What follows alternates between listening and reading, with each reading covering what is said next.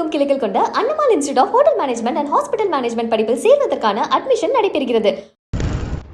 RPF எனப்படும் railway பாதுகாப்பு படை காவலராக பணியாற்றி வருகிறார் 28 வயது கோபிகா. இவர் பணியில் இருந்தபோது இன்ஸ்டாகிராமில் ஒரு வீடியோ இருப்பதாக இவரது கவனத்திற்கு வந்துள்ளது. அந்த வீடியோவில் ரயிலில் பயணிகள் பயணம் செய்யும் காட்சியும், அதனிடையே சுமார் 35 வயதுடைய வக்கிர ஆண் நபர் ரயிலில் கதவருகே அமர்ந்து கொண்டு எதிரே நின்ற பெண்மணிக்கு தெரியுமாறு ஆபாசமாகவும் அருவருக்கத்தக்கவாறும் நடந்து கொண்டது பதிவாகி இருந்தது. அந்த வக்கிர வீடியோவானது 28/6/2025 அன்று மாலை பதிவு செய்யப்பட்டது என்பது தெரிய வந்தது.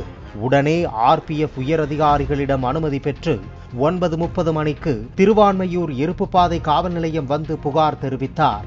இந்த புகாரினை பெற்று போலீசார் வழக்கு பதிவு செய்தனர். மேலும் இது தொடர்பாக ரயில் நிலைய பகுதிகளில் அந்த வக்கிரனை தேடி வந்த நிலையில் இந்திரா நகர் ரயில் நிலையத்தில் அதே போன்று உருவ ஒற்றுமையுடன் இருந்த நபரை பிடித்து விசாரித்தனர்.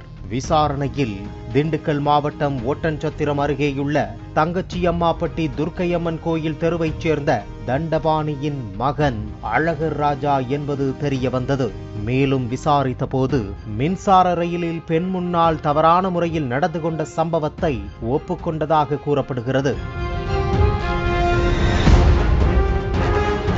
இப்படியொரு செயலை செய்துவிட்டு எதுவுமே தெரியாதது போல சுற்றி கொண்டிருந்த அழகர் ராஜாவை சசிகலா, பரந்தாமன், மகாலட்சுமி, கார்த்திக், ராமாத்தாள் உள்ளிட்ட ரயில்வே போலீசார் கொத்தாக தூக்கி வந்து வழக்கு பதிவு செய்து சைதாப்பேட்டை நீதிமன்றத்தில் ஆஜர்படுத்தி சிறையில் அடைத்தனர்.